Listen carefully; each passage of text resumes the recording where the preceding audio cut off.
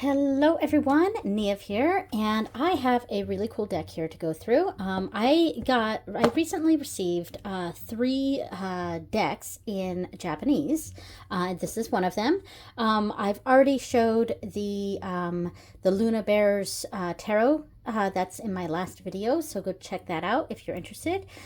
And this deck and the next deck, which will be the next video, are both Oracle decks. And this one is called the Bushido Oracle, Bushido Oracle Kado. And of course in English down here. So this is really cool. I like it. This may not be your thing. Because this is a very niche thing for me. I've been learning Japanese since more seriously since January of 2023. But I've kind of been dabbling in it for, I started dabbling in it last year for a few months and just kind of dipping my toes in a little bit. But January was when I went sort of full force into learning Japanese. And of course, being a tarot reader, oracle reader, things like that, one of the things I'd been really looking out for and trying to find is decks in Japanese. And so I got these three decks from a company called Luna Factory, and I used their Japanese site because I think they do have an English site, but not all the decks are available there. So a lot of the ones that are in Japanese are on the Japanese site. So so I ordered from the Japanese site. Everything was in Japanese, even the order, checking out, all of that, all in Japanese. So this is the Bushido Oracle. And so, of course, Bushido is the way of the warrior, the code of conduct, moral code. So I'm not going to do too much of a history lesson there. I think that's something I'd have to do myself off camera, just sort of understanding. But I might read a little bit of the instruction and the instruction booklet. The title is in English, but the booklet itself is dual language. It's in both English and Japanese. All right, so there's the introduction here, Hajime ni introduction. So I'm skipping around here, and because I quickly read through this before I turned the camera, and it says, so let the Bushido Oracle cards help you to make your future even better. This Oracle card features famous Japanese military commanders who, having been called to heaven and made holy, now wish to bring happiness to the people on the earth. You are one of them. We hope you will incorporate the Bushido Oracle cards into your daily life. The great power of the generals will bring about a positive change in your daily life. So, this is obviously done by native Japanese speakers, so the English is translated from that. Sorry if you hear the dog. She's out there barking at people. Of course, because I turned on the camera, right? So the next section is Master and Good Friend of the Soul. So I quickly skimmed through this at... where does one go after fulfilling one's natural destiny? Even if the body perishes. I'm sorry if I stumble in my reading. I'm not wearing my glasses. So even if the body perishes, the soul is eternal. Souls that have kept their beliefs and have been recognized by heaven are called to the noble beings. Famous military commanders who have left their mark on history now reign as holy beings in the heavenly realm. They lived their lives in accordance with their own righteousness in the age of warring kingdoms, and even today they are still divine and dignified. However, not everything was smooth sailing for them during their lifetime. Even though they were powerful warlords, they may have experienced the rough and tumble of time, and they may have tasted absurdity. That is why these warlords, I don't know why I have a hard time saying that word, understand the pain of others. At the same time, they also know the power of faith. It was because of their pure love of heaven that they built majestic temples and worshipped the Buddha. Heaven also responded to the general's wishes and poured great energy into them. Now it is your turn to receive the holy power. Whenever you have a problem, pick up the Bushido Oracle cards and confide your concerns. The warriors will gladly listen to you. They have a strong sense of righteousness, which is the heart of a samurai. So I'm not going to read everything. I just want to, and then there's a section on how to use the Oracle cards. And this section here, that says reading, preparation for readings. So meditate, decide what you want to ask, shuffle the cards, drawing the cards, interpret the cards. You can really tell that this is a more, like, the creators of this are Japanese speaking and not English speaking, as there is sorry about the dog again. there is a different like punctuation, and it's not quite natural English, of course. So I think it's just more that it's I think it was auto translated is what I'm trying to say. So like here, meditate is in capital, it's a capital M, but here decide is lowercase, things like that, which I don't know, I think it adds a certain charm to the deck. So the next section has some spreads. So we have a 1 card spread here. So yeah, that's a counter for thin pieces of paper. So, yep. And then it says the first oracle. And then there's a 3 card spread. And this is, they call this keys of fortune. So there's a spread here. So, yep, that's pretty neat. And then there's change of the 4 seasons right here. So a 4 seasons spread. And that's it. So there's a good, I'm more interested in the latter 2 because these seem to be more focused on specifically this deck. Whereas the first 2 are pretty typical in most Oracle or Tarot decks. All right. And the message of the cards. Interesting. Okay, and then it starts going into the cards themselves.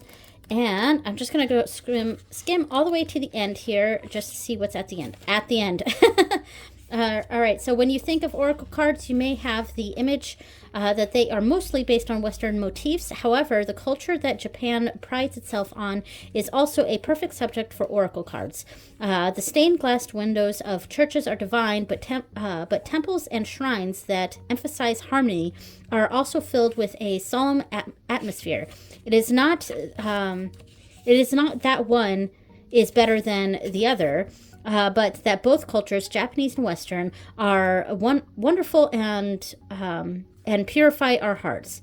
The warriors who appear in the Oracle cards must have been immersed in solemnity in front of Mihitoke or Kami Buddha.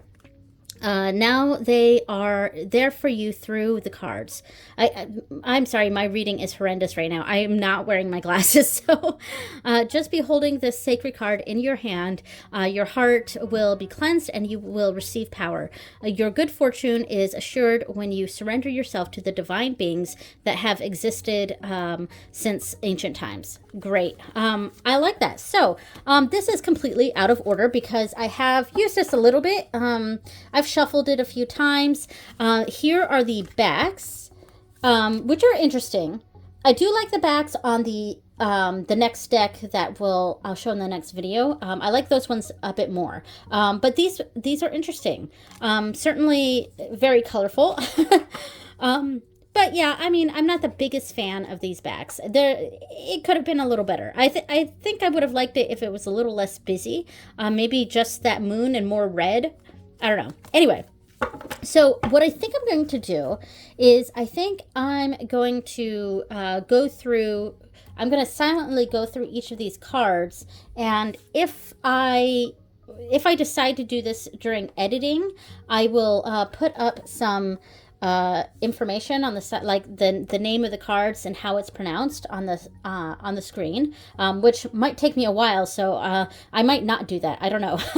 I'll find out when I start editing. But and one thing maybe I can do, though this might be too much, I might even try to read it. So I might have a voiceover where I'm reading the name of the cards along with putting the pronunciation. All right, so let me just go ahead and go through these cards.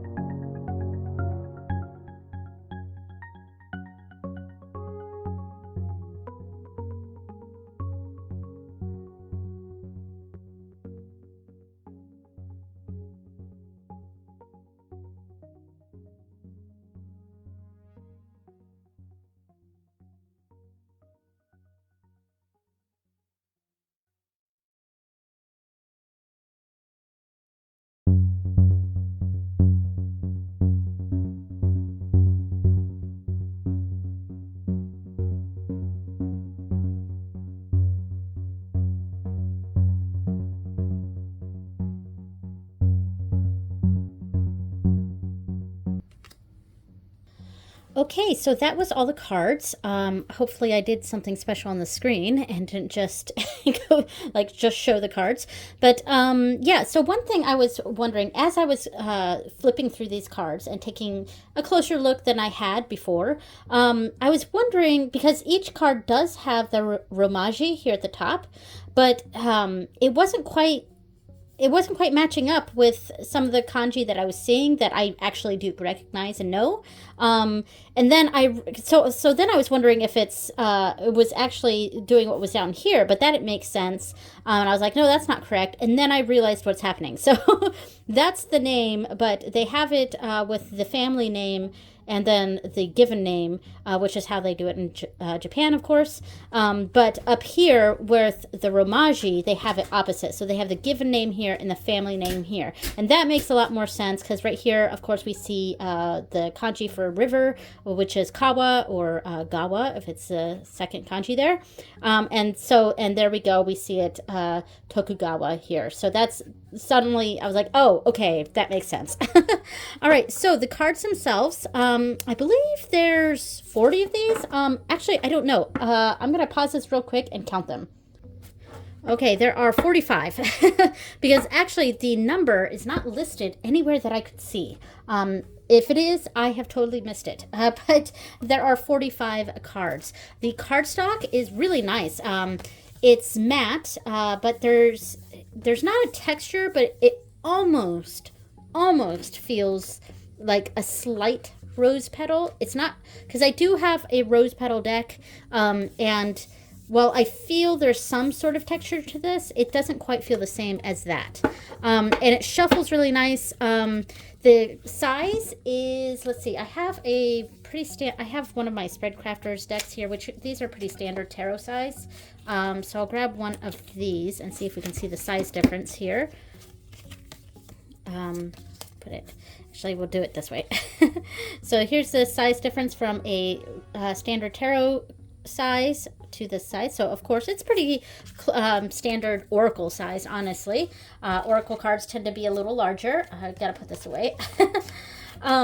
Yeah, so, but because the cardstock itself is fairly thin, it's not flimsy at all. Believe me, it is not flimsy. This is really good cardstock.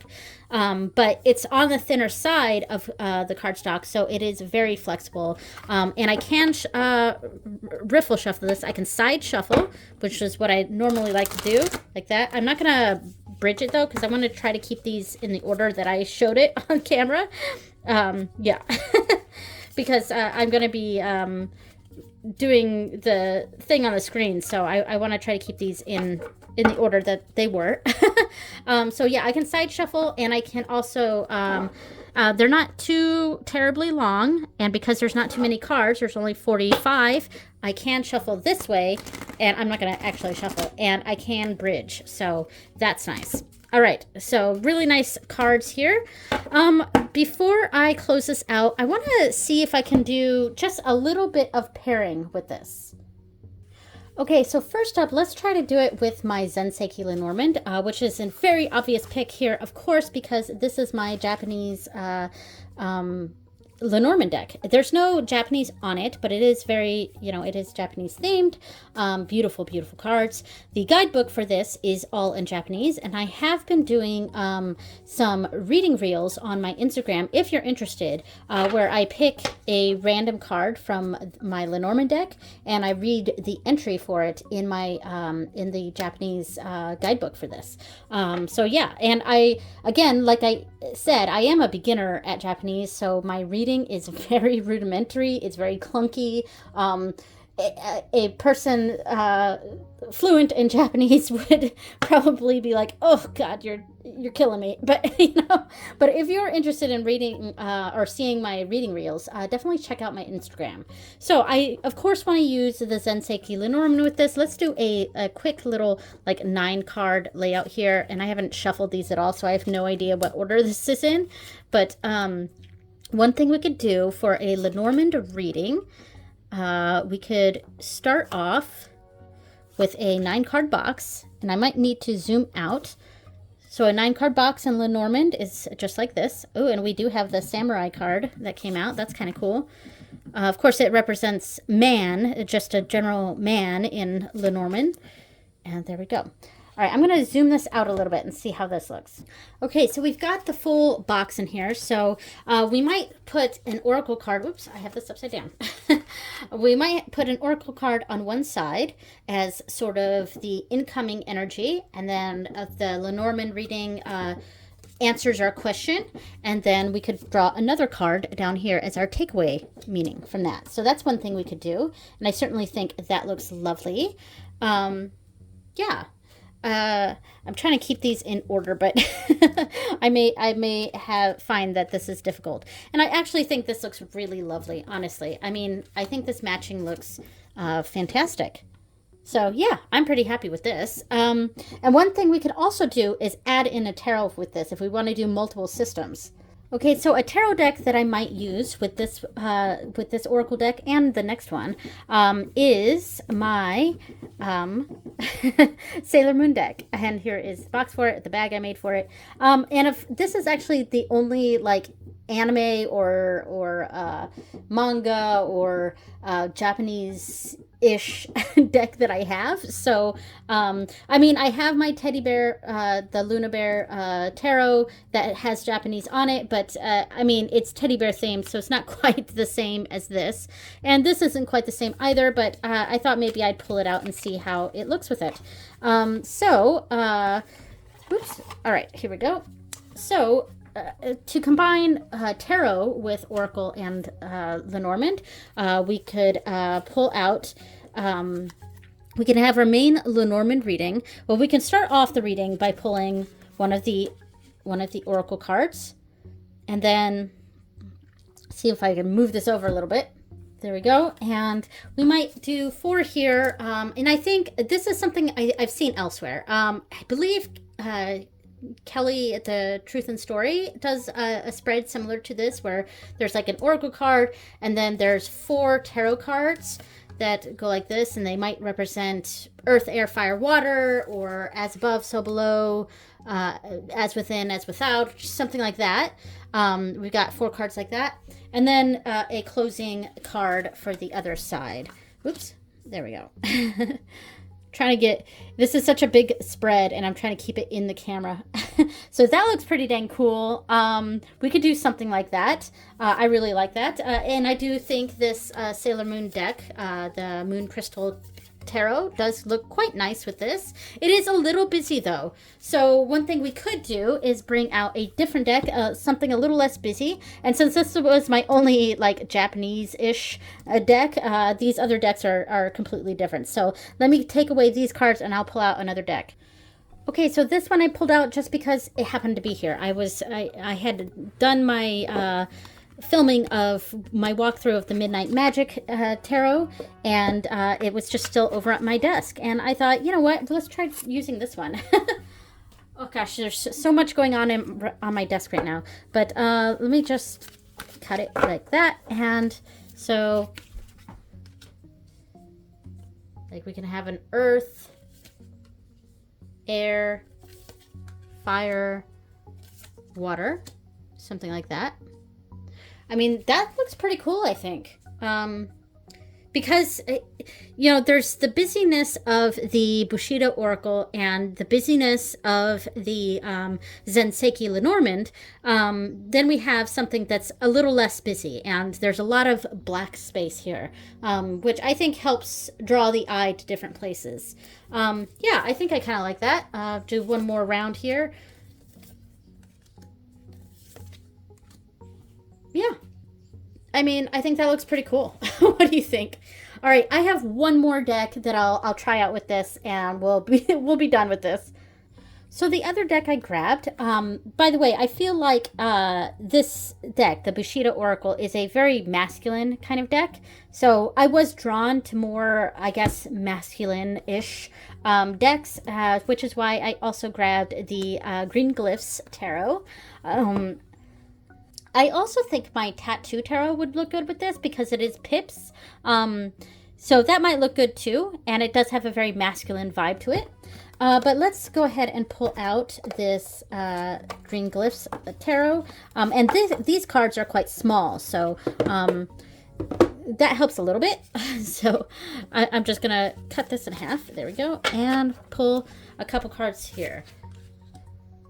So these cards are the size that they are because they come in a whole set. There's a Lenormand and an Oracle and a Rune set, all in the same style, and so they're all the same size. So this is like standard Lenormand size. That's why it's very close to the same size as these cards.